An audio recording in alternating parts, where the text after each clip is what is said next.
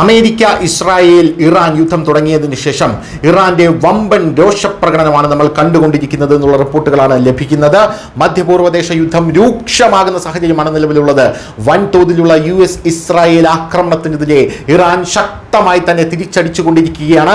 മധ്യപൂർവ്വദേശത്തെ 13 സൈനിക താവളങ്ങളെങ്കിലും ഇറാൻ നശിപ്പിച്ചതായും അവ ഇനി വാസയോഗ്യമല്ലാതാക്കുന്ന തരത്തിൽ തകർന്നുവെന്നും ന്യൂയോർക്ക് ടൈംസ് തന്നെ, സാക്ഷാൽ ന്യൂയോർക്ക് ടൈംസ് തന്നെ ഇപ്പോൾ റിപ്പോർട്ട് ചെയ്യുന്ന സാഹചര്യം നിലവിൽ ഉള്ളത്. തകർന്ന കെട്ടിടങ്ങളിൽ നിന്ന് സൈനികർ താൽക്കാലിക ടെന്റുകളിലേക്ക് മാറിയിരിക്കുന്നു. ചില ഉന്നത ഉദ്യോഗസ്ഥർ സൈനിക താവളങ്ങൾക്ക് സമീപമുള്ള ഹോട്ടലുകളിലേക്കും മറ്റും താമസം മാറിയതായിട്ടുള്ള റിപ്പോർട്ടുകളും ഇപ്പോൾ ലഭിക്കുന്നു. ഈ സൈനിക താവളങ്ങൾക്ക് സമീപമുള്ള വ്യോമത്താവളങ്ങളും നശിപ്പിക്കപ്പെട്ടു. ശേഷിക്കുന്ന സ്ഥലങ്ങളിലേക്ക് ഉപകരണങ്ങളും സാധനങ്ങളും എത്തിക്കാൻ വിമാനങ്ങൾക്ക് ഇറങ്ങാൻ കഴിയും. ഇറാനിയൻ മിസൈൽ, ഡ്രോൺ ആക്രമണങ്ങളിൽ നിരവധി വ്യോമത്താവളങ്ങൾ നശിപ്പിക്കപ്പെടുകയോ സാരമായ കേടുപാടുകൾ സംഭവിക്കുകയോ ചെയ്തിട്ടുണ്ട് എന്നുള്ളത് അമേരിക്കയെ ഏറ്റവും അധികം ബുദ്ധിമുട്ടിക്കുന്ന ഒരു പ്രശ്നമാണ്. കുവൈറ്റിലെ വ്യോമത്താവളങ്ങൾക്ക് സാരമായ കേടുപാടുകൾ സംഭവിച്ചിട്ടുണ്ട്. അവയിൽ പോർട്ട് ഷുമൈബ, അലി അൽ സബൈത്ത് വ്യോമത്താവളങ്ങൾ, ക്യാമ്പ് ബുഹാനി വ്യോമത്താവളം എന്നിവ പൂർണ്ണമായും നശിപ്പിക്കപ്പെട്ടു.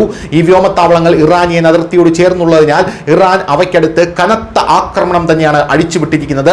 13 സൈനിക ബങ്കറുകൾ തകർത്തതായി ന്യൂയോർക്ക് ടൈംസ് റിപ്പോർട്ട് ചെയ്യുന്നു. എന്നാൽ ഖത്തർ, ബഹ്റൈൻ, സൗദി അറേബ്യ എന്നിവിടങ്ങളിലെ മറ്റു താവളങ്ങൾ, എംബസികൾ, വ്യാപാര ദൗത്യങ്ങൾക്കുള്ള വസതികൾ, ഊർജ്ജ അടിസ്ഥാന സൗകര്യങ്ങൾ എന്നിവയെല്ലാം ഇറാൻ ലക്ഷ്യമിടുന്നു.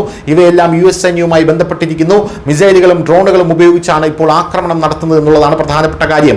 ഗാസ മുനമ്പിൽ വൻ ആക്രമണം നടത്തി അമേരിക്കയ്ക്ക് പലസ്തീനികളെ കീഴടക്കാൻ കഴിഞ്ഞുവെന്ന് ചില നിരീക്ഷകർ പറയുന്നു. പക്ഷേ ഗാസ മുനമ്പിന് 20 മൈൽ വീതി മാത്രമേ ഉള്ളൂ. ഇത് നശിപ്പിക്കാൻ കഴിയും. അതേസമയം ഇറാൻ 1,64,195 ചതുരശ്ര കിലോമീറ്റർ വിസ്തൃതിയുള്ളതും 70 ദശലക്ഷത്തിലധികം ജനസംഖ്യയുള്ളതും വലിയ തോതിൽ സ്വയം പര്യാപ്തമായിട്ടുള്ള ഒരു രാജ്യവുമാണ്.